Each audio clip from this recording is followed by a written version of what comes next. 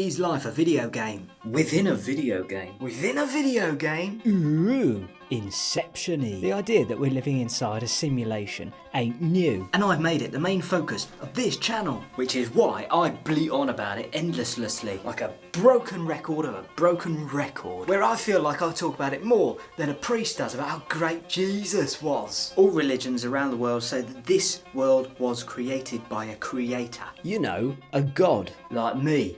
Hi girls, calm down, calm down. An omnipotent deity who formed the world in 7 days. Apparently, anyway. But I bet he had a load of staff to cook his dinners and wash his clothes, didn't he? But religion is simply another way of framing the idea that life is a video game. In this video, I'm going to prove with great humour and wit, pulling out all the bells and whistles on this mental rollercoaster of flashing lights, loud noises, constant bombardments of madness, news and a few laughs along the way. Life is a video game within a video game within a video game. Of the 7.4 billion people on this planet, only 1.2 bill are non-religious or atheist at prox. So, we're a dying breed.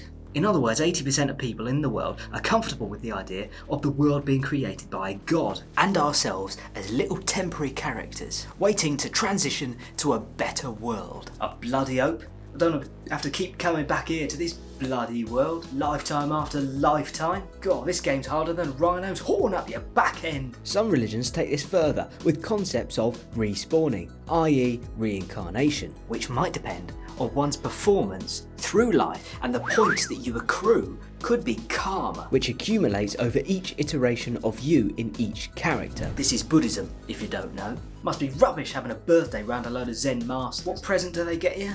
Nothing! Here's a present. It's the present moment. That's even more annoying than when I email my Zen master. He wouldn't accept attachments. We are familiar with simulations from popular films like The Matrix, Tron, Free Guy, Ready Player One, and TV shows like Black Mirror. And Inception, which is about a dream within a dream within a dream. Which is a good example of a recursive simulation, i.e. a game within a game within a game. And Yeti. These films are like little dainty reflections in a little fairy's mirror compared to the power and reach of future video games. Because with the explosion of video games in the last bunch of years, video game developers can invest loads of money into the creation of ball-busting new games. Don't believe me? Here's a factoid for you. In its first 3 days on the shelf, Grand Theft Auto 5 made $1 billion. Numbers on its opening night, worldwide sales topped $800 million. That's one night, easily blowing away all expectations, and is now on its way to taking over the world's highest grossing entertainment vehicle ever. Bigger than movies, sporting events, and concerts. In 3 days! That game was released in 2013, that's 8 years ago. There you go, I've just done all the maths for you. So these companies have insane amounts of cash that film companies could only dream of having to invest in making lifelike worlds. And many are approaching truly lifelike realism, with massive multiplayer options and going into VR. That's what I'm waiting for. VR on a PS5. Ooh yeah! I would tell you a joke about the PS5, but you probably won't get it. For these games to succeed though, in the punishing world of reviews and high standards, the games have got to be insanely great. Why? It must offer something that every person wants. Escapism. I mean, we all need to take a break from ourselves now and again, because it gets boring being a normal little pleb, I imagine. That's why film and TV is so popular. We can temporarily live through other people's lives. Video games are the same. In the future, escapism will only become more necessary. Let me explain why. And if we take a look at the most successful open world video game franchises, Assassin's Creed, GTA, Red Dead Redemption, etc., we notice that their worlds are built in our image. They resemble our earthly environment. A bit like the Bible says, innit? These video games offer a simplified, distilled representation of reality, i.e. the best bits, while cleverly appealing to our most primordial desires for violence and entertainment. What do you bloody say? Yeah, like shoot a person's face off. And it's addictive.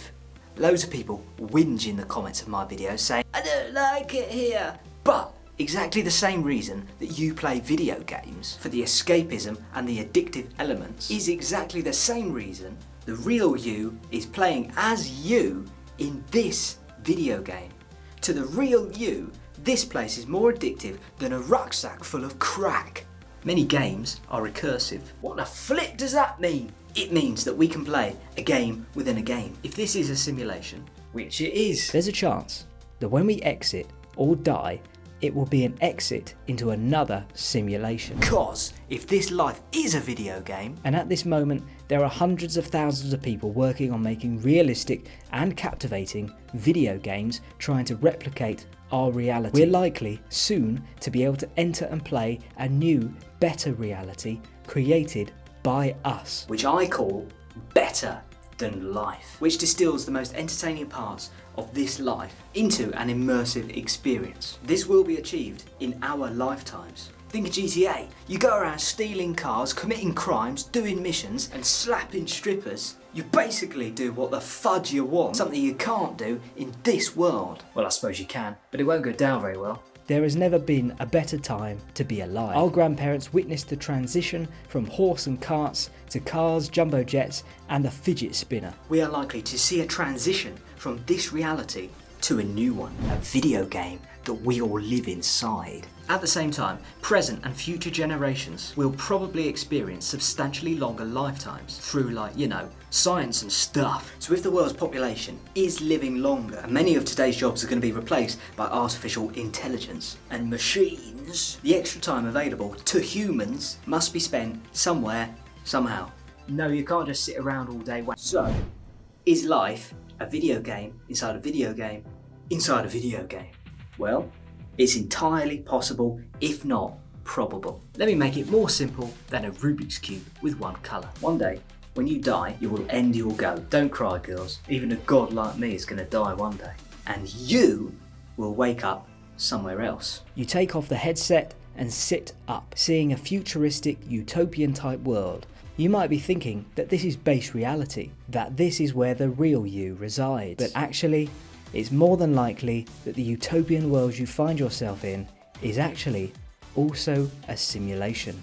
When that version of you dies at the age of, say, 300, the player playing it wakes up in an even more advanced utopian world. And so on, until at some level we reach the real you. Which is what we would call God, who then, we could say, is playing as every single one of us. You, me, our mums and dads, aunts and uncles, brothers and sisters, cousins, grandmas and granddads, and everyone that came before us. God, or the infinite player, was so bored on its own, it created this world, as it says in every religion. It created simulations within simulations, video games within video games, forgetting who it was so it has someone to play with, itself. The universe is God, the infinite player, experiencing itself subjectively through every one of us, through countless simulations, or games, or multiverses, or metaverses, or dimensions, or whatever you want to call it. You are the universe pretending to be human inside a video game, inside a video game, inside a video game.